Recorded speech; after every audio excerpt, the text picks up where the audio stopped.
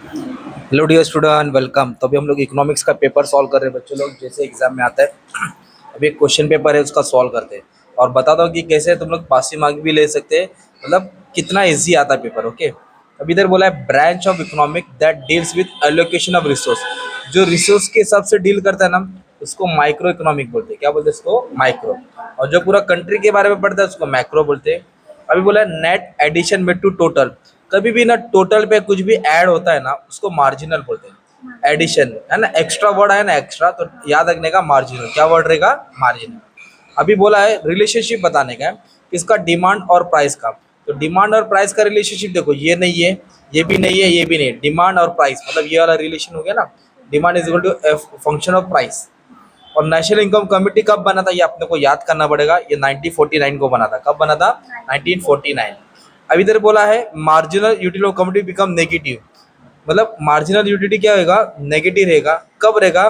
जब total utility क्या होगा मालूम है? फॉल होएगा। जब टोटल यूटिलिटी गिरता है तो मार्जिनल यूटिलिटी नेगेटिव बनता है। मतलब ऐसा थोड़ा याद करेंगे। ओके, फिर आपको क्या है? ऑड मैन आउट आएगा। क्या आएगा? Odd man out. अब इसको कैसे सॉल्व करना है, एकदम समझते और एकदम इजी में हो जाएगा तुम्हारा। इधर क्या बोला है? टाइप्स ऑफ इलास्टिसिटी और डिमांड बताना है। तो एक इनकम होता है, क्रॉस होता है, प्राइस होता है। यूनिटरी नहीं है, क्योंकि यूनिटरी प्राइस का मेथड है। इलास्टिसिटी डिमांड के तीन मेथड, इनकम, क्रॉस, प्राइस, मतलब ये नहीं है। फैक्टर ऑफ प्रोडक्शन, कुछ भी चीज बनाने के लिए लैंड चाहिए, लेबर चाहिए, कैपिटल चाहिए, एंटरप्रेन्योर चाहिए। ये प्रॉफिट नहीं आएगा। ओके, प्रॉफिट नहीं आता है, ये तो पार्ट ऑफ प्रॉफिट है बिजनेस का। Market structure, competition. तो मार्केट परफेक्ट होता है, मोनोपोली होता है, ओलिगोपोली होता है। ये वेरी शॉर्ट मार्केट नहीं है, है ना। ये इसकी एग्जाम में फीचर भी पढ़ना, एग्जाम में आते हैं। Types of account, saving account होता है, रिकरिंग होता है, करंट होता है। डीमैट अकाउंट नहीं, क्योंकि शेयर्स का होता है ना। Classification of public expenditure. Public expenditure बोले तो जो गवर्नमेंट का खर्चा होता है, जिसमें रेवेन्यू आ गया, कैपिटल आ गया, डेवलपमेंट आ गया। ये जो कंजम्पशन है ये पब्लिक का होता है, अपने को गवर्नमेंट का बताने का है। ओके, ये प्राइवेट होता है, ये सब क्या है? गवर्नमेंट का। ये ऑड मैन आउट था। क्या था? अभी सबसे खतरनाक एग्जाम में ये आएगा, अपने को क्या बोला है? वन वर्ड पहचानना है। मतलब किसको क्या बोलते हैं? Cost incurred by the firm, मतलब खर्चा होता है जो फर्म करता है टू प्रमोट सेल। बेचने के लिए जो भी खर्चा होता है उसको सेलिंग कॉस्ट बोलते हैं। क्या बोलते हैं? Selling cost. जो बेचने का खर्चा होता है उसको सेलिंग कॉस्ट बोलते हैं। Tax which is paid by tax bye on income. जो टैक्स इनकम पे देते हैं उसको डायरेक्ट टैक्स बोलते हैं, और जो गुड्स पे देते हैं उसको इनडायरेक्ट टैक्स बोलते हैं, जीएसटी बोलते हैं। Capacity of commodity to satisfy human want, उसको यूटिलिटी बोलेंगे। क्या बोलेंगे? Wear and tear of capital asset, जो भी एसेट की वैल्यू कम कम होती है, घट जाती है, उसको डेप्रिसिएशन बोलते हैं। क्या बोलते हैं? Desire which is backed by willingness to purchase, ability to buy. तो डिमांड, ये डिमांड का मीनिंग है ना। मतलब आपको वन वर्ड लिखना है। क्या लिखना है आपको? One word. तब ये एक बार रीड कर लेंगे, ये भी हो जाएगा। अब ये रिलेशन बताने का एकदम ईजी है। पेन और इंक, टी और कॉफी। टी और कॉफी क्या बोला है? सब्सिडी गुड्स है ना। तो पेन और इंक तो साथ में बिकता है ना, कार और पेट्रोल भी साथ में बिकता है, तो उसको कॉम्प्लीमेंट्री गुड्स आएगा। क्या आएगा? माइक्रो इकोनॉमिक झाड़ के बारे में पढ़ता है, और मैक्रो इकोनॉमिक पूरा जंगल मतलब फॉरेस्ट। क्या आएगा? फॉरेस्ट। बेस ईयर को वन लिखते हैं, सॉरी करंट ईयर को वन लिखते हैं, तो बेस ईयर को जीरो लिखते हैं। क्या लिखते हैं? जीरो। इंडेक्स नंबर क्या है? अगर सप्लाई का अपवर्ड है तो डिमांड का क्या रहेगा? डाउनवर्ड। उल्टा कर दे, डाउनवर्ड। देखो, थ्योरेटी की डिफिकल्टी ट्रांसफर पेमेंट है, तो थ्योरेटी का उल्टा क्या आएगा? प्रैक्टिकल। क्या आएगा? प्रैक्टिकल। तो ये 5 मार्क का को रिलेशन, मतलब 20 मार्क हो गया। फिर तुमको ना कॉन्सेप्ट पहचानने का आएगा कि किस चीज के ऊपर दिया है।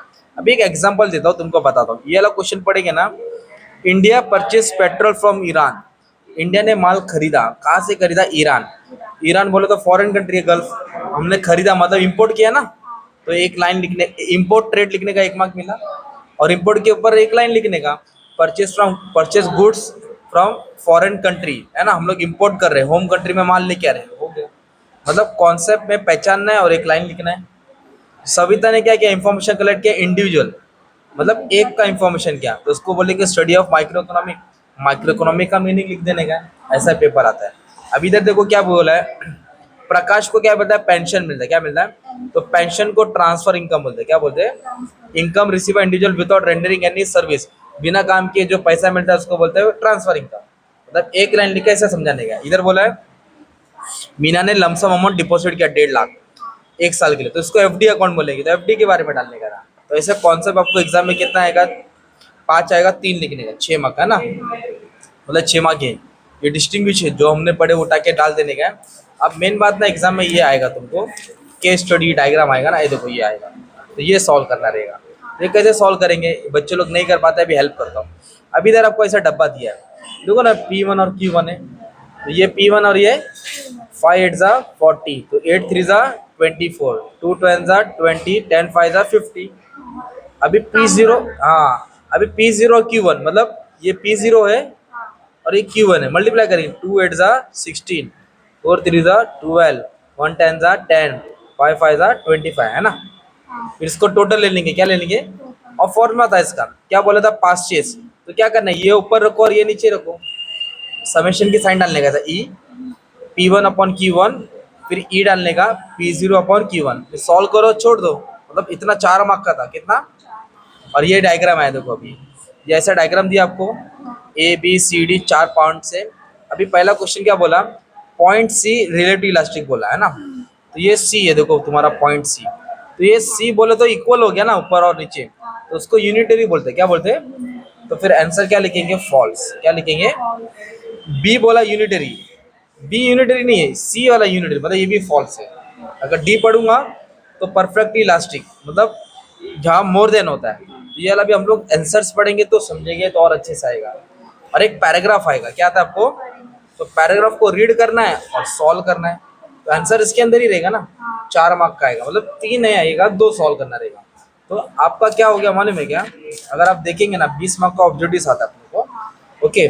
फिर कॉन्सेप्ट आएगा 6 मार्क का, 6 मार्क का डिस्ट्रीब्यूट, 2 इधर किया 2 ये किया, और 8 मार्क का केस स्टडी आएगा, कितने मार्क का आएगा, 8 मार्क का केस स्टडी। हाँ ये अभी आपको ना एग्री डिसएग्री भी आएगा, क्या आएगा, हाँ या ना, अगर सही है तो एग्री, नहीं है तो डिसएग्री, है ना। तो इधर क्या बोला है, मतलब अगर एक का 4 मार्क्स, अगर सिर्फ आप एग्री भी लिखेंगे तो 1 मार्क्स मिलता है आपको। Law of diminution marginality based on assumption, बोला कि लॉ ऑफ डी में अजम्पशन, हाँ यस आई एग्री लिखा, 1 मार्क मिल गया।